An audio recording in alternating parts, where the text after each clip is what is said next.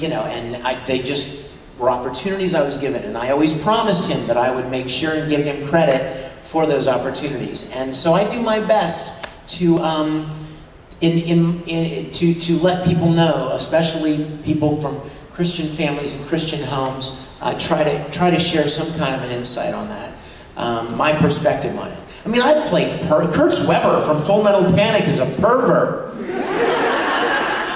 And they're like, how could you swear like that? I didn't swear. Kurt Weber swore, right? I mean, anybody who's around me knows I don't act like that. That's not me. You know, like, well, Edward Elric says, you know, swear words. I'm playing the character. That wasn't me talking like that, you know? So some people have a hard time. Have you guys ever seen some of the funny bits where, and we're in the perfect venue for it. Perfect venue for it. I have to tell you this funny story. I was in a con 20 years ago, before I even started voice acting. I was a fan at a big sci-fi con. And Jonathan Frakes was the guest of honor, right? So we're sitting in this huge room like this, and he's doing a Q&A, much like I'm doing right now. And everybody's raising their hands in a very, you know, orderly, mature way, and there's one guy walking back and forth in front of the crowd, looking at Frakes.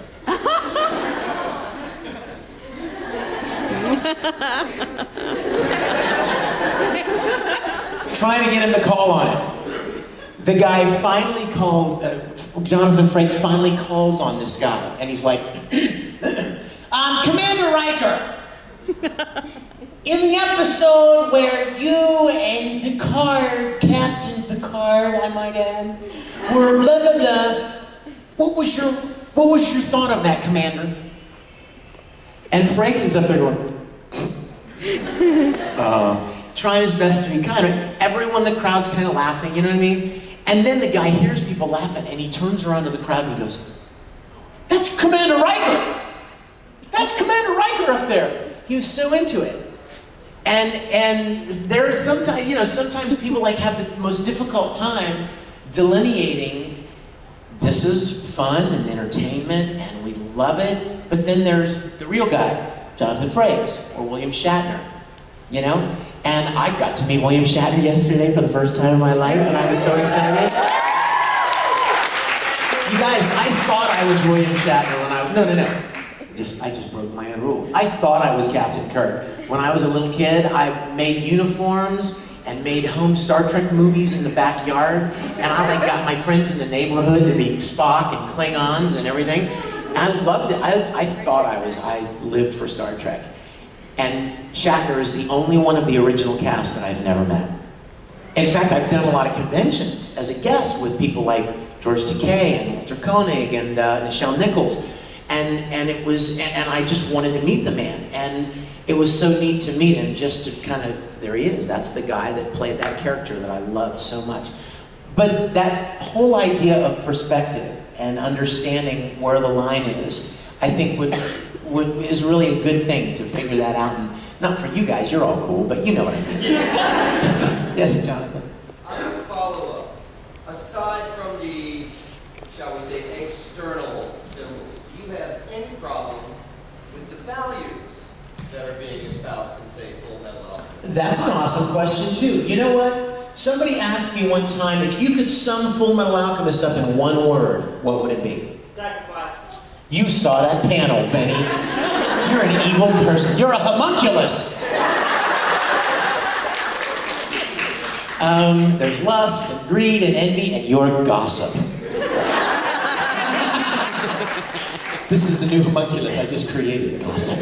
Yeah, I think that whole show is sacrifice. It's about sacrifice. And there are so many wonderful values that can be espoused in a lot of good shows. I think that's one reason people are drawn to certain shows. Sure, the animation is pretty. Sure, the music is nice. Sure, there's a lot of action. But there's something really that draws you to shows that have those deeper qualities. And yeah, I think there are a lot of wonderful values to be picked up in a lot of anime shows. Even something as wacky as Orem High School. You know, it's the twins too. You doppelgangers. You know what? When I did that show, I thought it was just like this funny, wacky, crazy show. And it was, until you got to the last 3 episodes. And suddenly you're like, oh my gosh, you know? Tamaki has made this club because his family, he has such a horrible family. His grandmother hates him.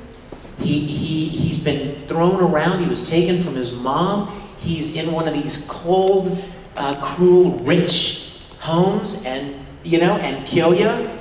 And their parents like beating on them. You're going to do this, and you're going to take over the company, and you know what I mean. And suddenly you find these wonderful character interactions and these wonderful, endearing values and moments that you never imagined in such a wacky, funny show. I love that about anime. That's one of my favorite things. Yes.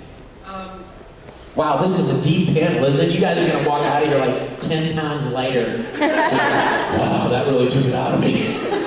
Yes. Before I get to my question, I would like to add to the girl over there who had a really deep question. I also am raised in a Christian home. My dad is actually a pastor. So I would point out to them that the main bad guys in Full Metal Alchemist are the 7 deadly sins. Yeah, I always thought that was interesting too. Yes. Yeah. But what I wanted to ask you was, I just recently started watching Full Metal Alchemist like a couple of weeks ago, so I'm not going to finish the original series. But I've been watching Bleach for a really long time. I'm having trouble figuring out which character you were. I play Ikaku, the bald Yeah, that's soldier what I guy. was figuring, but your voice is... Lucky!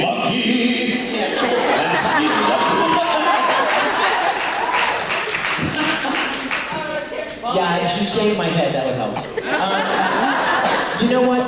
Can I just tell you something? An hour is never enough time. It's never enough time. I could talk with you guys all day. I love doing these panels with you guys. I love it. Question?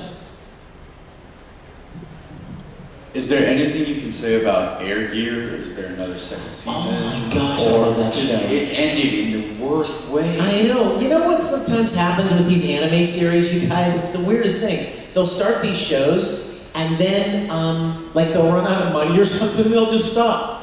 They'll just quit. And like right in the middle of this amazing story plot, and like, and the end. And you're just left hanging, you know?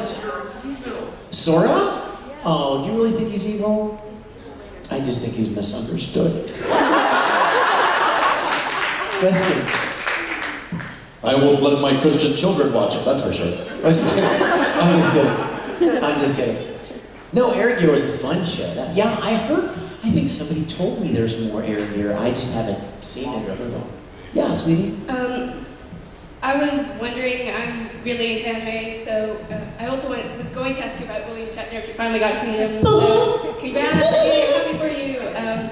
So I know like Funimation doesn't always get to dub, so out of all the animes you know, if there were one that you haven't dubbed that you could have been in, what would it be? There's one coming up that I would love to be a part of, Vampire Night.